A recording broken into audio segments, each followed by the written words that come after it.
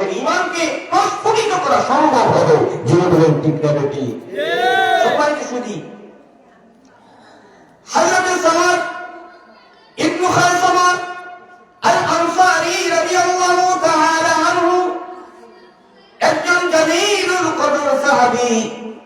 তার শরীরের চামড়া ছিল কালো, কালো রঙের একজন সাহাবী। চামড়া কালো থাকায় সমাজের অনেক মানুষ তাকে ঘৃণা করত, পাত্তা দিত না। এই সমস্যা আমাদের সমাজে আছে কিনা? কালো কালো রঙের একটু বিশ্রী যদি হয়, বিদ্যুটে কালো রঙে একটু বেশি কালো যদি হয়ে যায়, আমরা অনেকেই পাত্তা দিই না, আমরা অনেকেই অবহেলা করি। বলেন ঠিক কিনা? হযরত সাহাব রাদিয়াল্লাহু তাআলা আনহু সেই বদরি সাহাবী, সাহাবীর শরীরের রং ছিল কালো, চামড়া ছিল কালো। তিনি সম্ভ্রান্ত এক পরিবারের সন্তান, কিন্তু আল্লাহর ইচ্ছায় তার রং হয়েছে কালো, একেবারে বিদ্যুটে একটু বিশ্রী লাগে। এই ধরনের একজন চামড়াওয়ালা সাহাবী ছিলেন সাআদ ইবনে খায়সামা আল আনসারী রাদিয়াল্লাহু তাআলা আনহু। তামবিহুল গাফিলিন প্রসিদ্ধ গ্রন্থে এই হিকায়া উল্লেখ করেছেন হযরত সাআদ ইবনে খায়সামা রাদিয়াল্লাহু তাআলা আনহু আল্লাহর হাবিব আকা মাওলা মুহাম্মদুর রাসূলুল্লাহ সাল্লাল্লাহু আলাইহি ওয়া আলিহি ওয়া সাল্লাম দরবারে হাজির হলেন। আরজ করলেন, ইয়া রাসূলুল্লাহ, ইয়া হাবিবাল্লাহ, আমার শরীরের রং কালো, আমার চামড়া কালো, কৃষ্ণ বর্ণের দুধ আমি। আমার চামড়া কালো হওয়ার কারণে আমি কি জান্নাতে যেতে পারবো না? জান্নাতে যেতে এই বিষয়টিও আমাকে কি বাধা দিবেন? রাসূলুল্লাহ সাল্লাল্লাহু আলাইহি ওয়া আলিহি ওয়াসাল্লাম নূরের জবানে জবাব দিলেন, হে সাআদ ইবনে খায়সামা আল আনসারী রাদিয়াল্লাহু তাআলা আনহু, না না, কালো রঙের হওয়ার কারণে, কালো চামড়া ওয়ালা হওয়ার কারণে তোমাকে জান্নাতে যেতে কোনো বাধা সৃষ্টি হবে না। এই বিষয়টি জান্নাতে যেতে বাধা সৃষ্টি করবে না যদি তুমি ঈমান আনো। জুড়ে বলেন সুবহানাল্লাহ। তুমি যদি আল্লাহ সুবহানাহু ওয়া তাআলার রুবুবিয়্যতকে স্বীকার করো, রাসূলুল্লাহ সাল্লাল্লাহু আলাইহি ওয়া আলিহি ওয়া সাল্লামের আদেশ নিষেধকে যথাযথভাবে মেনে চলো, আল্লাহ আল্লাহর রাসূলের উপর পূর্ণ ঈমান আনো, ঈমানে কামিলা হাসিল করো, কামিল ঈমানদার হয়ে যাও। আল্লাহর হাবিবের তরিকা মোতাবেক যদি তুমি আমল করো, তোমার জীবনকে গঠন করো, তাহলে তুমি আল্লাহর জান্নাতে যেতে পারবে। আল্লাহর জান্নাতে যেতে তোমার কোনো বাধা সৃষ্টি হবে না, প্রতিবন্ধকতা সৃষ্টি হবে না। সুবহানাল্লাহ। হযরত সাআদ ইবনে খায়সামা আল আনসারী রাদিয়াল্লাহু তাআলা আনহু এবার আরজ করলেন, ইয়া রাসূলুল্লাহ, ইয়া হাবিবাল্লাহ, আপনার এই মজলিসে হাজির অথবা গয়র হাজির, আপনার এই মজলিসে যারা হাজির অথবা যারা হাজির নয়, যারা উপস্থিত নয়, এমন কেউ নেই যাকে আমি তার পরিবারের একটি মেয়েকে আমার সাথে বিবাহ দেওয়ার জন্য আমি প্রস্তাব করিনি। এই আরবের সকল লোকের কাছে আমি একটি মেয়েকে বিবাহ করার জন্য প্রস্তাব করেছি। আপনার এই মজলিসেও যারা এই মুহূর্তে উপস্থিত, এমনকি এবং যারা উপস্থিত নয়, এমন কেউ নেই যাকে আমি একটি মেয়েকে বিবাহ করার জন্য বলিনি। কিন্তু আমাকে কেউ একটি মেয়ে বিবাহ দেয় না, আমার সাথে কেউ তার মেয়েকে বিবাহ দিতে চায় না। আমার শরীরের রং কালো, আমি কৃষ্ণ বর্ণের লোক, আমাকে সবাই অবহেলা করে। ইয়া রাসূলুল্লাহ,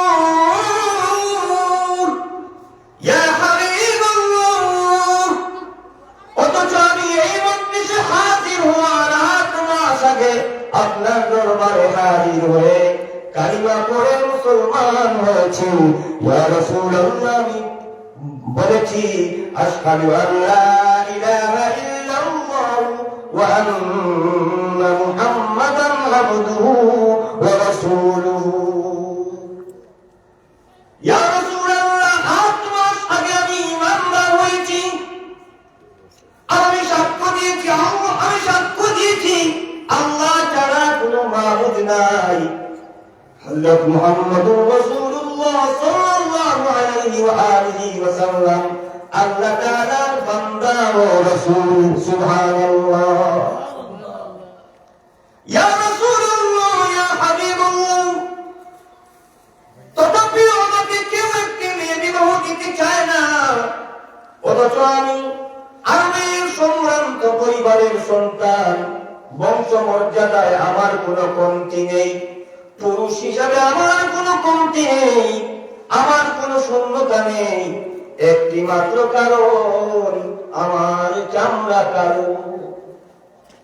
তিনি আরজ করলেন, ইয়া রাসূলুল্লাহ, চিন্তায় পড়ে গেলাম, মানুষ এই কারণে আমাকে ভালোবাসে না, মানুষ এই কারণে আমাকে অ্যাকসেপ্ট করে না। ইয়া রাসূলুল্লাহ, না জানি হাসরের ময়দানে এই কারণে কি আমি জান্নাত থেকে মাহরুম হয়ে যাব?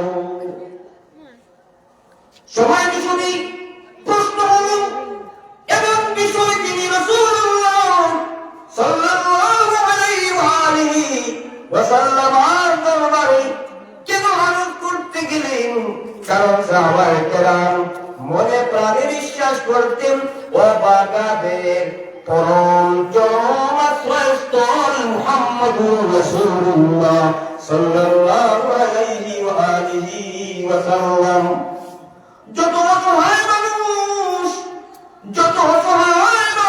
নিরাশ্রয় মানুষ, সেই সকল নিরাশ্রয় মানুষদের আশ্রয়দাতা, আশ্রয়স্থল, অসহায় মানুষের সহায় মুহাম্মদুর রাসূলুল্লাহ সাল্লাল্লাহু আলাইহি ওয়া আলিহি ওয়া সাল্লাম। যিনি বলেন সুবহানাল্লাহ, দুরূদ পড়েন আল্লাহুম্মা সাল্লি আলা সাইয়্যিদিনা ওয়া আলা আলি সাইয়্যিদিনা।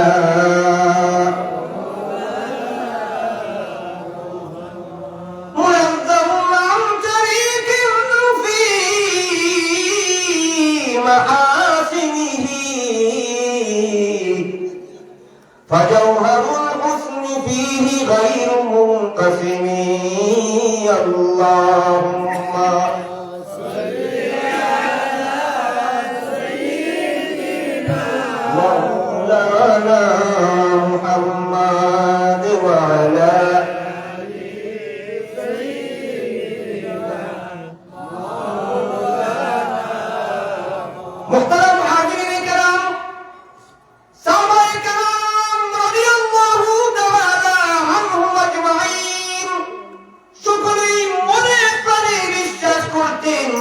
আকা মাওলা মুহাম্মদুর রাসূলুল্লাহ সাল্লাল্লাহু আলাইহি ওয়া আলিহি ওয়া সাল্লাম অসহায় মানুষের সহায়, নিরাশ্রয় মানুষের আশ্রয়স্থল। সুবহানাল্লাহ। এটি মুমিনের ঈমান, মুমিনের ইতিকাদ, মুমিনের হৃদয়ের অভিপ্রায়। জুড়ে বলেন ঠিক না ঠিক?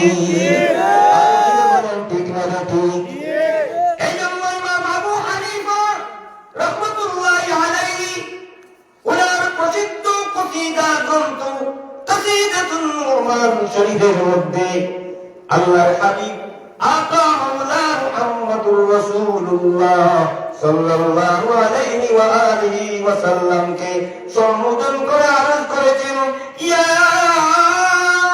সাইয়্যিদাস সাদাতি জিতুকা কাসিদা, ইয়া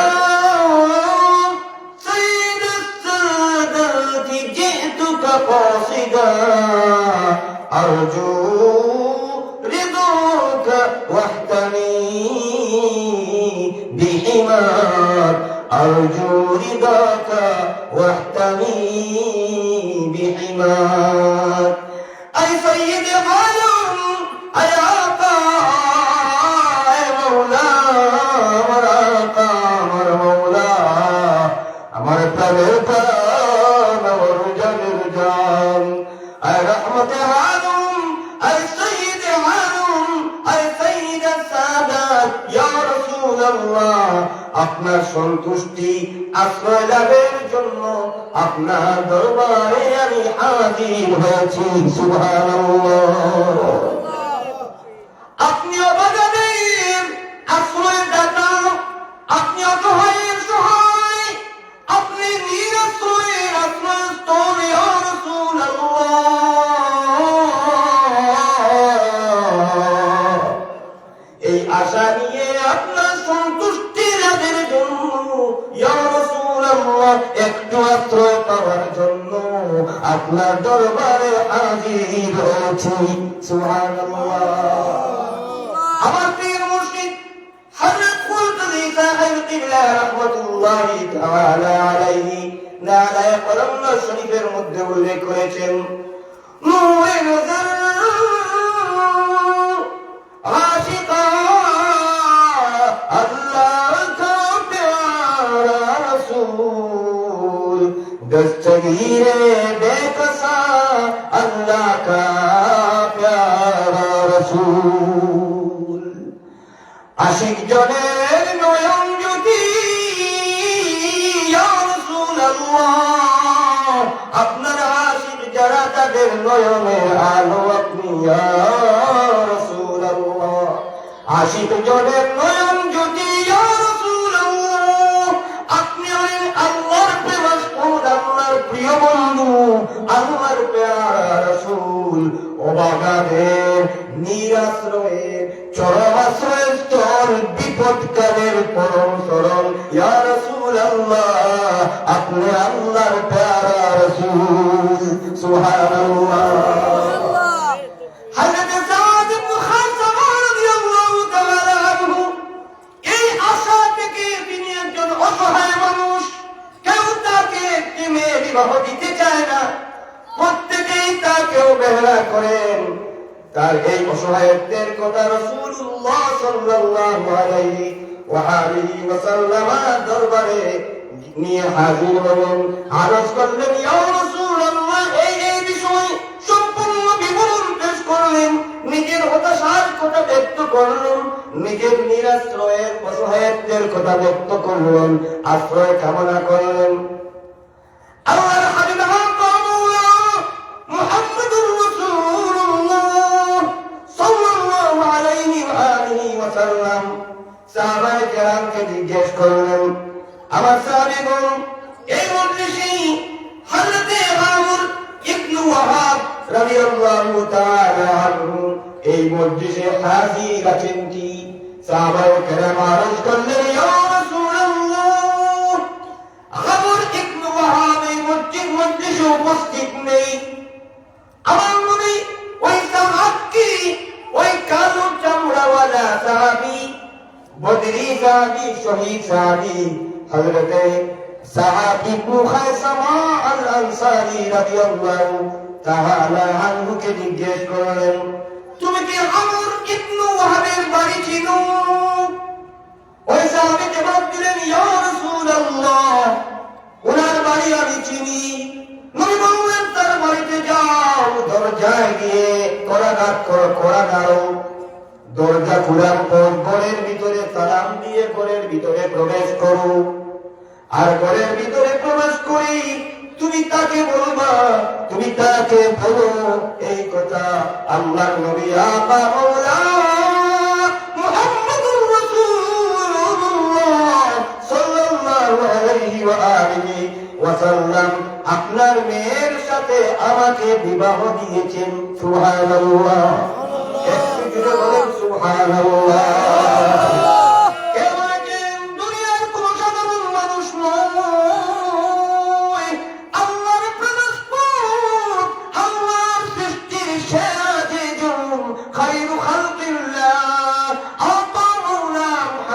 মুহাম্মাদুর রাসূলুল্লাহ সাল্লাল্লাহু আলাইহি ওয়া সাল্লাম বলেছেন, আমর ইবনে ওয়াহাবের কাছে গিয়ে তুমি বলো আল্লাহর নবী আপনার মেয়েকে আমার সাথে বিবাহ দিয়েছেন।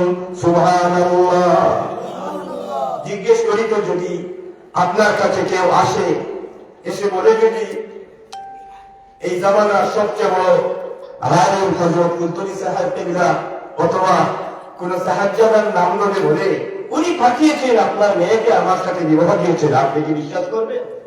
যিনি বলেন এটি বিশ্বাস করার কথা না, বিশ্বাস করার কথা নয়, হতভাবে সে মিথ্যা কথা বলছে। যিনি বলেন ঠিক কিনা? হযরত আমর ইবনে ওয়াহাব রাদিয়াল্লাহু তাআলা আনহু যখন ওই কালো চামড়াওয়ালা সাহাবী হযরত সাহাবের মুখ থেকে এমন কথা শুনলেন, প্রথমে ধরে নিলেন, আপ্যায়ন করলেন, কিন্তু যখন এমন কথা শুনলেন তারা বিশ্বাস করতে পারলেন না। এই জন্য তারা তাকে বর্জনা করে তাড়িয়ে দিলেন। ওই ব্যক্তি অপমানিত হয়ে রাসূলুল্লাহর দরবারে আবার ফিরত আসলো। যখন ওই ব্যক্তি ফিরত আসলো, ওই সাহাবী আমর ইবনে ওয়াহাব রাদিয়াল্লাহু তাআলা আনহুর মেয়েটি, যে মেয়েটিকে রাসূলুল্লাহ ওই কালো চামড়াওয়ালা লোকের সাথে বিয়ে দিয়েছেন, ওই মেয়েটি তার বাবাকে জিজ্ঞেস করলো, বাবা যদি আল্লাহর হাবিব সত্যি সত্যি ওই লোকটির সাথে আমাকে বিয়ে দিয়ে দেন, আপনি রাসূলুল্লাহ দূতের সাথে খারাপ আচরণ করলেন, না জানি যদি সত্যি হয়ে যায় আসমান থেকে আপনার বিরুদ্ধে ওহী আসবে, ওহী নাযিলের মাধ্যমে আপনি পদস্থ হবেন, অপমানিত হবেন, আল্লাহ নারাজ হবেন, আল্লাহর পরম বন্ধু মুহাম্মদুর রাসূলুল্লাহ সাল্লাল্লাহু আলাইহি ওয়া আলিহি ওয়া সাল্লামকে নারাজ করে ফেলবেন। হে আমার বাবা, আমি তাওহীদ করতে জানিয়ে দিচ্ছি আমার অনুমত, যদি আমার রাসূলুল্লাহ সাল্লাল্লাহু আলাইহি ওয়া আলিহি ওয়া সাল্লাম ওই কালো চামড়াওয়ালা লোকটির সাথে আমাকে বিয়ে দিয়ে দেন, আল্লাহ এবং আল্লাহ রাসূলের সন্তুষ্টির জন্য আমি সেই বিয়ে মেনে নিলাম, আমি রাজি হয়ে গেলাম। আল্লাহু আকবার।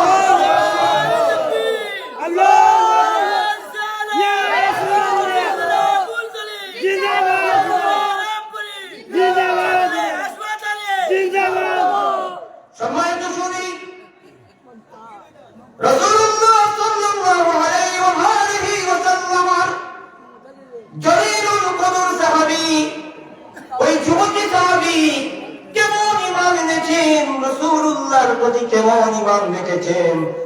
যদি আল্লাহর নবী আকামুল্লাহ মুহাম্মদুর রাসূলুল্লাহ সাল্লাল্লাহু আলাইহি ওয়া আলিহি ওয়া সাল্লাম যদি ওই কালো চামড়াওয়ালা লোকটির সাথে আমাকে বিবাহ দেন, বাবা আমার কোনো আপত্তি নাই, আমি রাজি হয়ে গেলাম, ওই ব্যক্তির সাথে আমি সংসার করতে রাজি আছি। এই হলো তাদের ঈমান, এই হলো তাদের ইশকে মুস্তাফা, ইশকে রাসূলুল্লাহ। একটু মিলিয়ে দেখেন আমাদের সমাজের, আমাদের পরিবারের, আমাদের দেশের মেয়েরা কেমন বিশ্বাস আছে কিনা তাদের মধ্যে, আছে কি? কেমন বিশ্বাস নেই? এমন নয় তারা, ঠিক না ঠিক? বাবা একটি মেয়েকে লালন পালন করে, লেখাপড়া করিয়ে মানুষের মতো মানুষ করে, উপযুক্ত করে, বাবা মা নিজের পছন্দের একটি ছেলেকে প্রস্তুত করে বিবাহ দেওয়ার জন্য যখন কারো মাধ্যমে মেয়েকে জানান, মেয়ে যখন জানে, হয়তো ডাইরেক্ট নতুবা ইনডাইরেক্ট সে বলে দেবে আমার ডেটিং হয়ে গেছে, আমি তো এনগেজড, আমি খুনে একজনকে পছন্দ করি, এই বিয়ে আমি মানি না। কথা বলে জুড়ে বলেন ঠিক না নাকি? এগুলো আছে কিনা? কোন মেয়ে বাবা মায়ের পছন্দের পরিবারের সেই বিবাহকে উপেক্ষা করে পালিয়ে যায়, বাবা মার মুখের মধ্যে চুনকালি মেরে দেয়। জুড়ে বলেন ঠিক না? এই জন্য দ্বীনি শিক্ষা দিতে হবে ছেলেদেরকে, মেয়েদেরকে দ্বীনি শিক্ষা শিক্ষিত করতে হবে, দ্বীনি আদব তমিজ তাদেরকে শিখাতে হবে। কেমন আদব রাখতে হয়, কেমন ঈমান রাখতে হয়, কেমন মুহাব্বত রাখতে হয়, কেমন মানে মানুষের মতো মানুষ হতে হয়। জুড়ে বলেন ঠিক না বেটি? এইগুলো আমরা করি না। সন্তানদেরকে আমরা জন্ম দিয়ে লালন পালন করি ঠিক, কিন্তু আদব তমিজ শিক্ষা দিতে আমরা বলবো। ওই দিন থেকে আমাদের সমাজের সন্তানেরা, যুবক বলেন যুবতী বলেন, তারা বেআদবি বিরক্ত হয়েছে। যেই দিন থেকে একজন বাবা এই কথা বলা শুরু করেছে যে তুমি আমার ছেলেকে শাসন করা অথরিটি কে দিল, কোন অধিকারে তুমি আমার ছেলেকে শাসন করো? দিলে বলেন ঠিক কিনা? তোমার কোন অধিকার নেই। আমার ছেলেকে আমি খাওয়াই, আমার ছেলেকে আমি পড়াই, আমার ছেলের দায়িত্ব আমার ছেলেকে বড় করেছি আমি, তুমি শাসন করার কে? এই কথা যেই দিন থেকে পিতারা বলা শুরু করেছে, সেই দিন থেকে সমাজের যুবক যুবতীর মধ্য থেকে, সমাজ থেকে আদব বিদায় হয়ে গিয়েছে। এই জন্যই ফিরে আসতে হবে। আমাদের মুরব্বিয়ারে কেরাম কিভাবে আমাদেরকে আদব তবে শিখিয়েছে, সেই গুলো আমাদেরকে আবারও পুনরাবৃত্তি করতে হবে, সেখানে চলে যেতে হবে। সবাইকে শুধু এই জন্য আমার যুবক বন্ধুগণ, আমার যুবতী বোনেরা লক্ষ্য করুন, রাসূলুল্লাহ সাল্লাল্লাহু আলাইহি ওয়া আলিহি ওয়াসাল্লাম এই যুবতী সাহাবী দায়িত্বহীন ভাবে তার বাবাকে জবাব দিয়েছিলেন, বাবা আমার রাসূলুল্লাহ সাল্লাল্লাহু আলাইহি ওয়া আলিহি ওয়াসাল্লাম যদি ওই কালো চামড়াওয়ালা লোকটির সাথে আমাকে বিবাহ দেন, আল্লাহর হাবিবের সন্তুষ্টির জন্য, আল্লাহর রাসূলের সন্তুষ্টির জন্য আমার কোনো আপত্তি নাই, আমি রাজি হয়ে গেলাম। নবিয়ুনাল আমিরুন নাহি ফালা আহাদুন আবাররা ফি কওলি লা মিনহু ওয়ালা নামি। হযরত ইমাম বুখারী রাহমাতুল্লাহি তাআলা আলাইহি কসিদায়ে বুরদা শরীফের মধ্যে বলেছেন, ইয়া রাসূলুল্লাহ, ইয়া হাবিবাল্লাহ, আমাকে আদেশ করার অধিকার, আমাকে নিষেধ করার অধিকার কেবলমাত্র আপনার। ইয়া রাসূলুল্লাহ, আমাকে আদেশ করবেন, আমাকে নিষেধ করবেন, এই অধিকার, এই অথরিটি কেবল আমার রাসূলুল্লাহর। আমার রাসূলুল্লাহ আদেশ নিষেধ করার সবচেয়ে বিশ্বস্ত জন, নির্ভরযোগ্য জন। আমার রাসূলুল্লাহ যা বলেন আমি তাই করি, আমার রাসূলুল্লাহ যা নিষেধ করেন আমি তা থেকে বিরত থাকি। সুবহানাল্লাহ। এই হলো ঈমান। ও মুমিন, ও মুসলমান, কেমন মুসলমান, কেমন ঈমানদার, কেমন ঈমান আমাদের। হযরত ইমাম বুখারী রাহমাতুল্লাহি আলাইহি এইভাবে বলেছেন, নবিয়ুনাল আমিরুন নাহি ফালা আহাদুন আবাররা ফি কওলি লা মিনহু ওয়ালা নামি। রাসূলুল্লাহ যা বলেন আমি তাই করি, রাসূলুল্লাহ যা নিষেধ করেন আমি তা থেকে বিরত থাকি।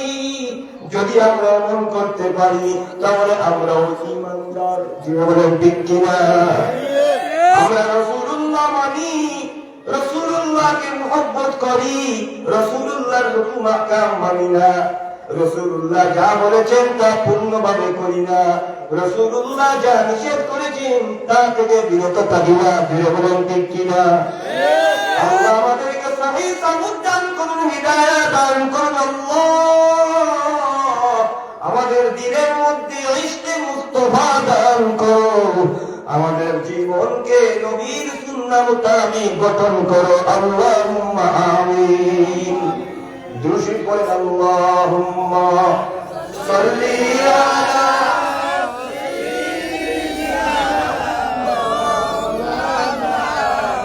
ওয়া আলা আলি সাইয়্যিদিনা।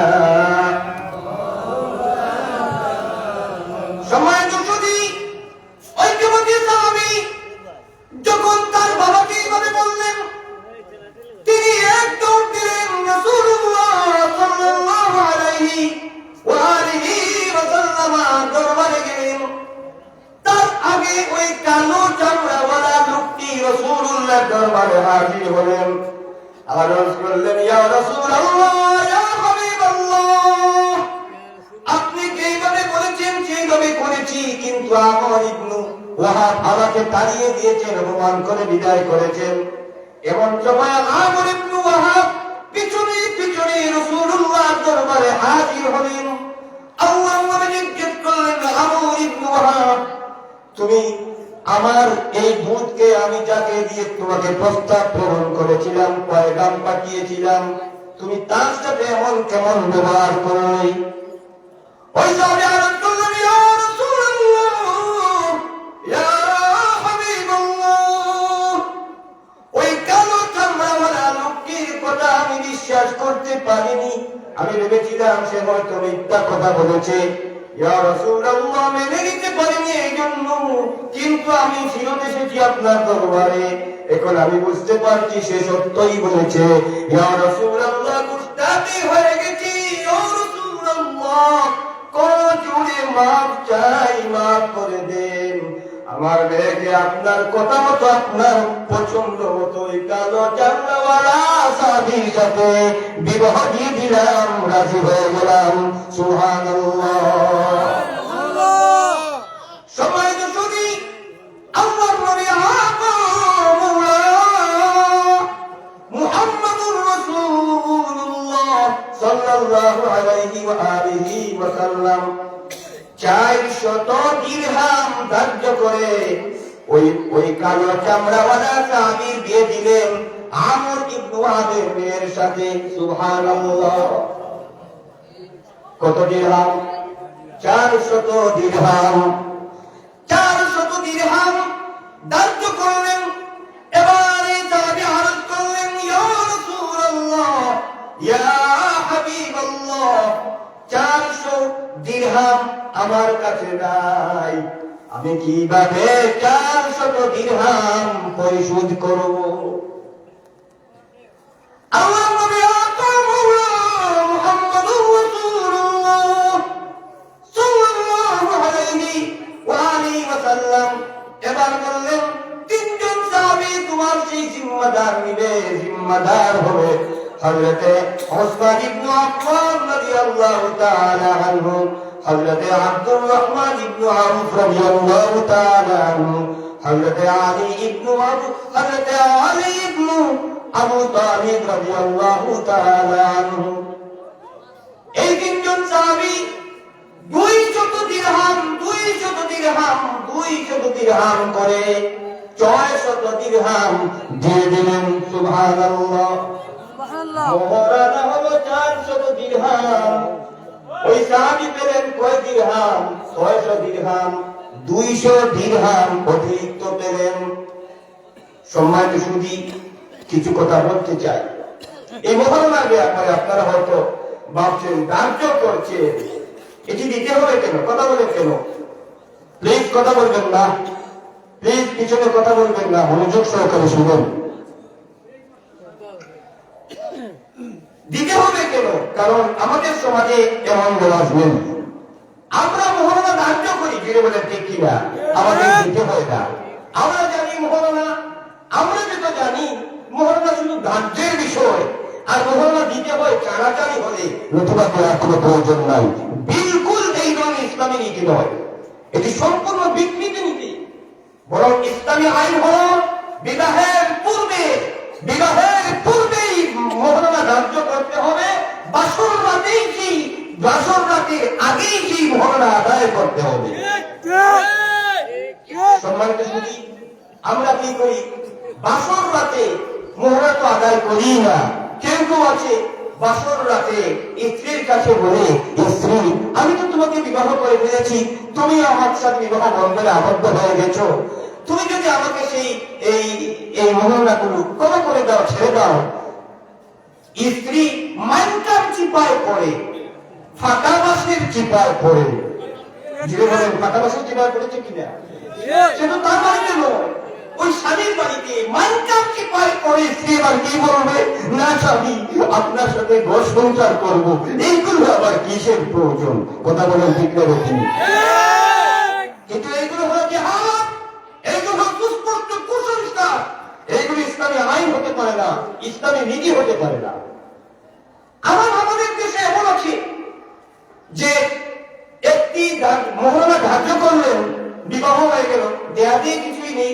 যদি কোনো ঘটনাক্রমে স্বামী স্ত্রীর ছাড়াছাড়ি হয়ে যায়, ডিভোর্সের পরিস্থিতি সৃষ্টি হয়, সালিশ বৈঠক বসে, তখন দিতে হয়। তাও কিভাবে?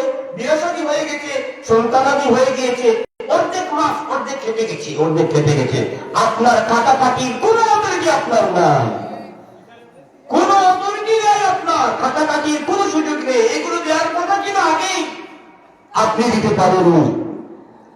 ছাড়াছাড়ির সময় হয়েছে এখন দিবেন না, এগুলো তো আগেই দেওয়ার কথা ছিল। ছাড়াছাড়ি হলেও দিতে হবে, না হলেও দিতে হবে, নতুবা আসলের দিন জিনাকারী হয়ে আসলে দিন আপনি উঠবেন। যিনি বলেন নাউজুবিল্লাহ। এইগুলো পরিপূর্ণভাবে আদায় করতে হবে মুসলমান। হ্যাঁ, যদি আপনি একটি ধার্য করলেন মহারানা, আর পরিপূর্ণভাবে দিতে না পারলেও কিছু অন্তত কমপক্ষে স্ত্রীর হাতে দিয়ে বছর রাতের আগেই, প্রথম রাতের আগেই তার হাতে দিয়ে স্ত্রী এইগুলো গ্রহণ করো, আর তোমার অবশিষ্ট যে মহারানা রয়েছে সেইগুলো আমি পরবর্তীতে দিয়ে দিব ইনশাআল্লাহ। কথা বলে ঠিক আছে? এটা ঠিক আছে, এই ধরনের হলে ঠিক আছে। আপনাকে যদি দেয়ার নিয়তে আপনি বলেন এবং দিয়ে থাকেন, দিয়ে দেন, তাহলে ঠিক আছে। কিন্তু আপনি একেবারেই দিবেন না, আপনি হাজারের ময়দানে জিনাকারী হয়ে উঠবেন। আরো কিছু বিষয় আছে।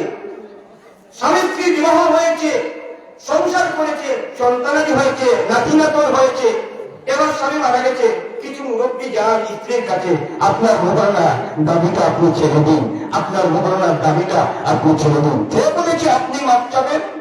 কে বলেছে আপনাকে এই অধিকার দিয়ে দিয়েছে? সম্মানিত সুধী, স্ত্রী যদি নিজের ইচ্ছায় তার দাবি ছেড়ে দেয়, আপনার বলার থেকে নয়, নিজের ইচ্ছায় যদি দাবি ছেড়ে দিয়ে দেয়, তাহলে সেটা আল্লাহ তাআলা কবুল করবে। কিন্তু কেউ বলবে, কেউ রিকোয়েস্ট করবে, এই অধিকার ইসলাম দেয়নি। বুঝতে পেরেছেন? এই ধরনের অনাদর্শগুলো আমাদের সমাজে চর্চা করি আমরা ইসলামের নামে, ইসলামী নীতিকে বিকৃত করে নিজের মস্তিষ্ক প্রসূত কিছু নীতিমালা আমরা এগুলোকে ঢুকিয়ে দিয়েছি। কাজেই আমাদেরকে স্মরণ করতে হবে, আমাদেরকে জানতে হবে, আর রাসূলুল্লাহর আমলে যে ইসলাম ছিল, মদিনার সেই ইসলামকে লালন করতে হবে। জুড়ে বলেন ঠিক না ঠিক? দুই পড়ে আল্লাহুম্মা সাল্লি আলা সাইয়্যিদিনা মাওলানা মুহাম্মাদ ওয়া আলা সাইয়্যিদিনা।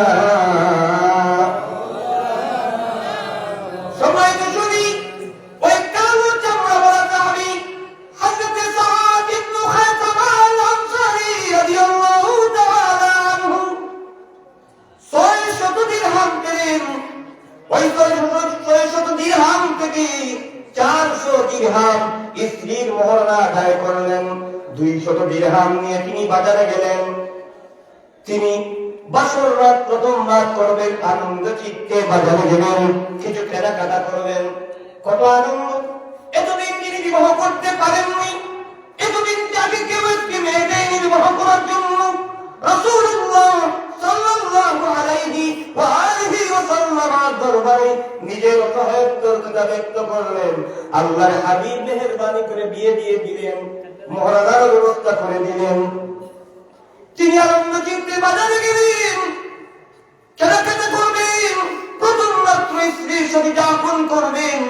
এমন সময় তিনি শুনতে পেলেন কেউ একজন ঘোষণা করছে, আল্লাহ আল্লাহর রাসূলের জন্য, আল্লাহ আল্লাহর রাসূলের সন্তুষ্টির জন্য জিহাদের ময়দানে কে যেতে চাও?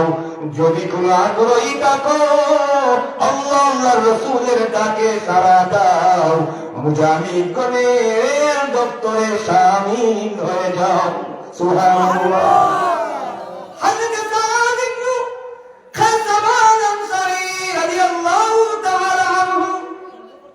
তিনি আবার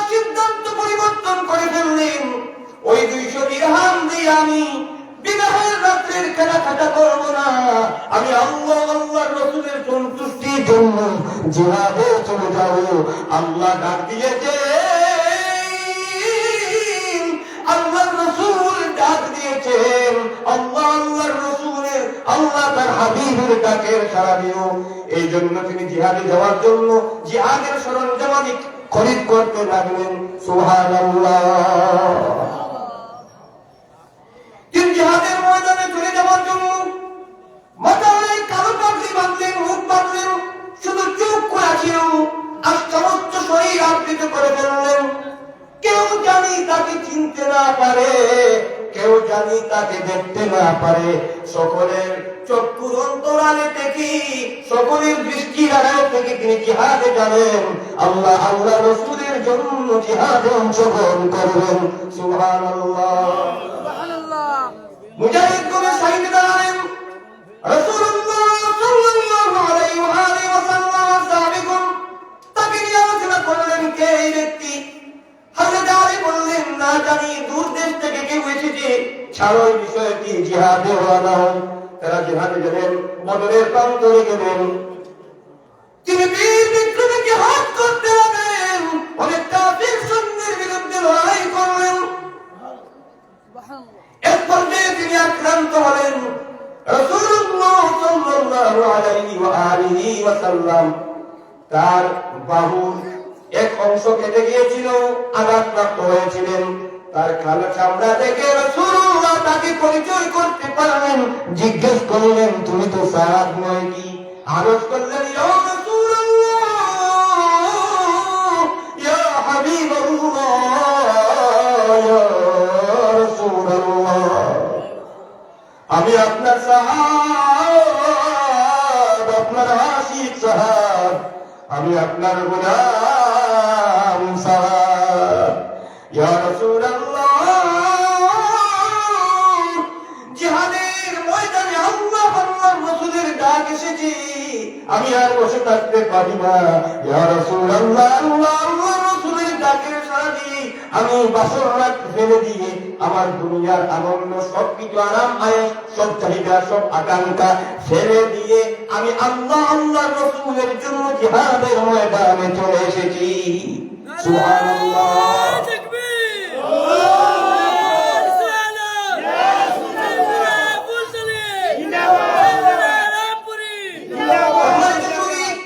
আমি আপনাদেরকে জিজ্ঞেস করতে চাই, যদি রাসূলুল্লাহ সাল্লাল্লাহু আলাইহি ওয়াসাল্লাম এবং সাহাবীর দৃষ্টান্ত থেকে থাকে, যারা আনন্দ চিত্তে বাসর রাত না করে, প্রথম রাত্র যাপন না করে, যেখানে তার বাসর রাত করার অনুমতি ছিল, তার ইজাজত ছিল, রাসূলুল্লাহ তাকে সেই সুযোগ দিয়েছেন, বলেন চেয়েছেন কিনা? সে যদি জিহাদের ময়দানে না গিয়ে স্ত্রীর সাথে রাত কাটাতো, তাহলে সেটি জায়েজ ছিল তার জন্য সেই বিধান ছিল। কিন্তু বাসর রাত উপেক্ষা করে আল্লাহর রাসূলের মহব্বতে যারা জিহাদের ময়দানে নিজেকে শামিল করে দিতে পারে, তারা কি কখনো নারীবাদ হতে পারে? এই জাতি কি কখনো নারীবাদ হতে পারে? না। জোরে কথা বলেন, হতে পারে? এই জাত, এই সম্প্রদায়, এই গোষ্ঠী কখনো নারীবাদ ছিল না। জোরে বলেন, ঠিক না ঠিক? আজ আমরা কেমন মুসলমান? আমরা নারীদের পিছিয়ে পিছিয়ে ঘুরি। জোরে বলেন, ঠিক না ঠিক?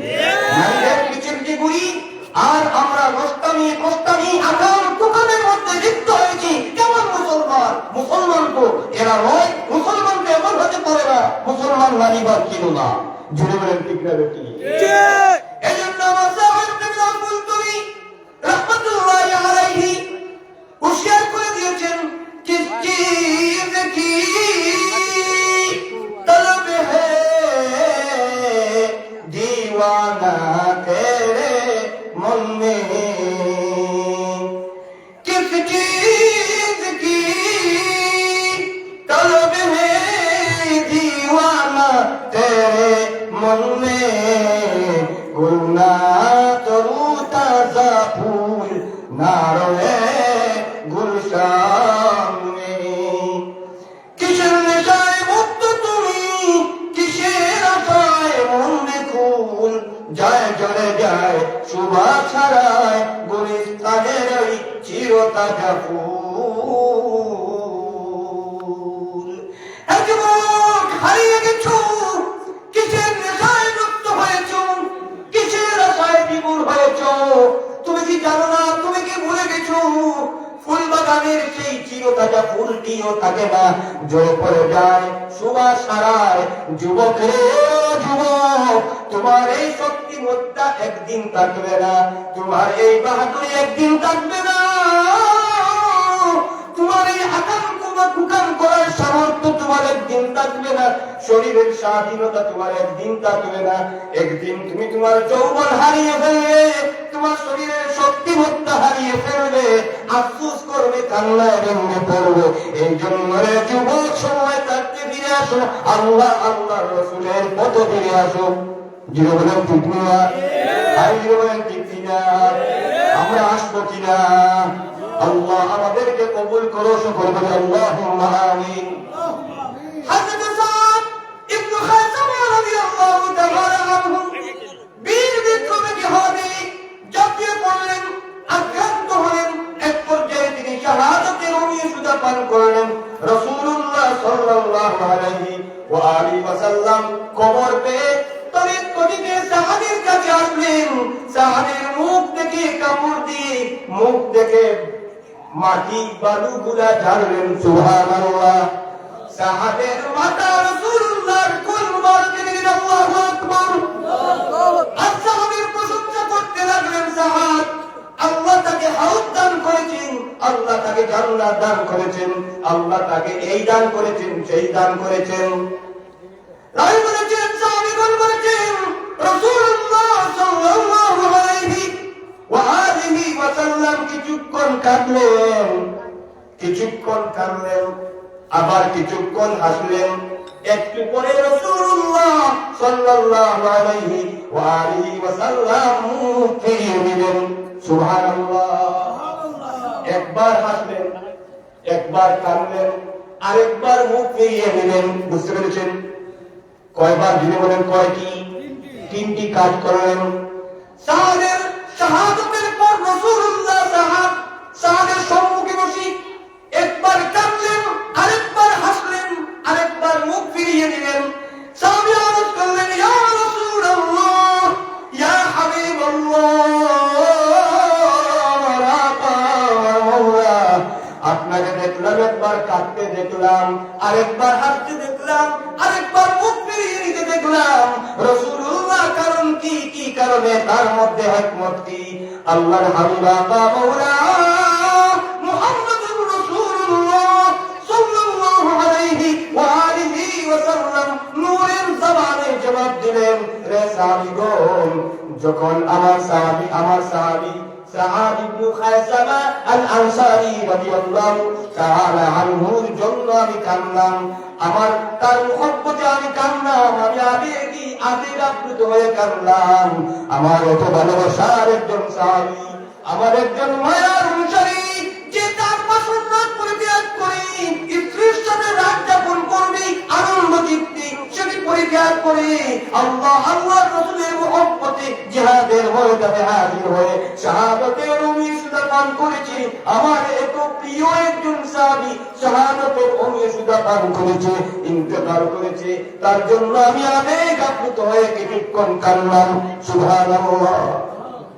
আর হাসলাম ওই কারণেই, যখন আমি দেখলাম আমার সাহাবী সাহাবকে আল্লাহ তাআলা জান্নাতে সকল মর্যাদা মর্তবা দিয়েছেন, নাজ নিয়ামত দান করেছেন। আমার সাহাবকে আল্লাহ তাআলা ফেরেশতাদের মাধ্যমে ইস্তিগফার সম্ভাষণ জানাচ্ছেন। সাহাবের জান্নাতের মর্যাদা দেখে আমি আনন্দে হাসতে লাগলাম। সুবহানাল্লাহ। আমি মুখ ফিরিয়ে দিলাম ওই কারণে, যখন আমি দেখলাম জান্নাত থেকে জান্নাতি হুরগণ আমার সাহাবকে রিসিভ করার জন্য, অ্যাকসেপ্ট করার জন্য, গ্রহণ করার জন্য দৌড়ে দৌড়ে আসছিলেন। তারা এত সুন্দর আসার সময় দৌড়ার কারণে দ্রুত বেগে আসার কারণে তাদের পায়ের নিচ থেকে পোশাক একটু সরে যাচ্ছে। চাকচিক্যপূর্ণ আমি লজ্জায় মুখ সরিয়ে নিলাম, মুখ ফিরিয়ে নিলাম। সুবহানাল্লাহ। সম্মানিত সুধী, এই ছিল সাহাবায়ে কেরামের ঈমান দীপ্ত বিবরণ। তারা কেমন ঈমান ধারণ করেছেন। সম্মানিত সুধী, এই জন্য আমাদেরকে এমন ঈমানদার হতে হবে। আল্লাহ বলেছেন, ওয়ামা আতাকুমুর রাসূলু ফাখুযূহু ওয়ামা নাহাকুম আনহু ফান্তাহু ওয়াত্তাকুল্লাহ। ইয়া হে দুনিয়ার মানুষ, আমার বান্দাগণ, তোমাদের কাছে আমার রাসূল, আমার রাসূলুল্লাহ সাল্লাল্লাহু আলাইহি ওয়া আলিহি ওয়াসাল্লাম যে বিধান নিয়ে এসেছেন, সেই বিধানগুলো গ্রহণ করো। আমার নবী যা নিষেধ করেছেন, যা মানা করেছেন, যা থেকে বিরত থাকার কথা বলেছেন, তা থেকে তোমরা বিরত থাকো, সবকিছু বর্জন করো। সুবহানাল্লাহ। নবীর মুহাম্মদের নমুনা হলো, নবী যা বলেছেন আমরা তাই করব। নবী যে তরিকা আমাদেরকে দিয়েছেন, সেই তরিকা গ্রহণ করব, নবীর ইতাআত করব, নবীর সুন্নাহ তরিকা জীবন যাপন করব, নবীর আদর্শ লালন করব, ধারণ করব, উসওয়ায়ে হাসানা ধারণ করব। আমার নবী যা নিষেধ করেছেন তা থেকে নিজেকে বিরত রাখবো, আমার পরিবারকে বিরত রাখবো, আমার সমাজকে নিবৃত্ত রাখার জন্য আপ্রাণ প্রচেষ্টা চালাবো। সকলে বলি আল্লাহুম্মা আমিন। এই হলো ঈমানের নমুনা। আল্লাহ আমাদেরকে এমন ঈমান দান করে, সকলে বলি আমিন। আমিন বলি আমিন। আল্লাহ আমাদেরকে এমন ঈমান দান করো, সকলে বলি আল্লাহুম্মা আমিন। কেমন ঈমান ছিল, কেমন ঈমান ছিল ইমাম আবু হানিফা রাহমাতুল্লাহি আলাইহি। তারা তাদের জীবনকে গঠন করেছেন রাসূলুল্লাহ সাল্লাল্লাহু আলাইহি ওয়া আলিহি ওয়াসাল্লামের সুবহান মর্যাদা সম্পন্ন খুলুকের আযীম আখলাক শরীফের হাতলে, চরিত্র মুবারকের হাতলে। কেননা তাদের হৃদয় ছিল হস্তে মুস্তাফা, তাদের হৃদয় ছিল পরিপূর্ণ হস্তে মুস্তাফা। আল্লাহু আকবার। এজন্য ইমাম আবু হানিফা রাহমাতুল্লাহি আলাইহি রাসূলুল্লাহর হস্তের ঈমানের অভিপ্রায় ব্যক্ত করেছেন, প্রেমের অভিপ্রায় ব্যক্ত করেছেন। ফাইদা সাকাতু ফাফিকা সামতি কুল্লুহু ওয়া ইযা নাতাকতু ফামাদিহান উরিয়াত। ইয়া রাসূলুল্লাহ, ইয়া হাবিবাল্লাহ, আমি যখন নীরব থাকি, ইয়া রাসূলুল্লাহ, আপনার শান, আপনার মান, আপনার আজমত রফাত, আপনার সুবহান মর্যাদা সম্পন্ন আদর্শ আজমত রফাত, আপনার মর্যাদার কথা চিন্তা করি। সুবহানাল্লাহ। যখন আমি নীরব থাকি, আপনার মর্যাদার বিষয় নিয়ে ভাবি। ইয়া রাসূলুল্লাহ, যখন আমি কথা বলি, কেমন কেমন আপনার মর্যাদার, আপনার গুণগান করি। সুবহানাল্লাহ। وإذا سمعت فعنك قولا طيبا وإذا نظرت فما رأى الله। يا رسول الله, যখন আমি শুনি নবীজি আপনার নূরানি জবান নিঃসৃত বাণীগুলো শুনি, ইয়া রাসূলুল্লাহ, যখন আমি দেখি, কেবল কেবল আপনাকে দেখি। সুবহানাল্লাহ। যদি এই অবস্থা আমাদের মধ্যে আসে, যদি আমাদের দিলের মধ্যে এমন হয়, যদি ভাবি নবীকে নিয়ে ভাবি, যদি বলি নবীর গুণগান বলি, যদি শুনি নবীর কথা শুনি, যদি দেখি আমার নবীকে দেখি, যদি আমি এমন ইমানদার হয়ে যাই, তাহলে আমার জীবন সুন্দর হয়ে গেল, আমার দুনিয়া আখিরাত ধ্বংস হয়ে গেল। সুবহানাল্লাহ। আল্লাহ আমাদেরকে এমন ঈমান দান করো, সকলে বলি আল্লাহুম্মা আমিন। জিন্দেগীর সমস্ত গুনাহ খাতা আল্লাহ মাফ করে দিন, আমাদেরকে খালিস তওবা করার তৌফিক দান করে দিন, সকলে বলি আল্লাহুম্মা আমিন। সকলের সুস্বাস্থ্য দীর্ঘায়ু কামনা করছি। আমি শেষ করছি। আল্লাহ আমাদেরকে পরিপূর্ণ আমল করা তৌফিক দান করুন। ওয়া মা আলাইনা ইল্লাল বালাগুল মুবিন। দুরূদ পড়েন আল্লাহুম্মা সাল্লি আলা সাইয়্যিদিনা মাওলানা মুহাম্মাদ ওয়া আলা আলি সাইয়্যিদিনা।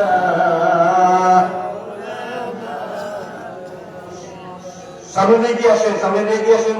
এই মধ্যখানে ফাঁকা জায়গা ফিল আপ করুন। আমরা মিলাশিপ পড়বো, তারপর সিন্নি বিতরণ হয়ে যাবে ইনশাআল্লাহ। বাইরে যারা আছেন ভিতরে চলে আসুন। আল্লাহুম্মা সাল্লি আলা সাইয়্যিদিনা মাওলানা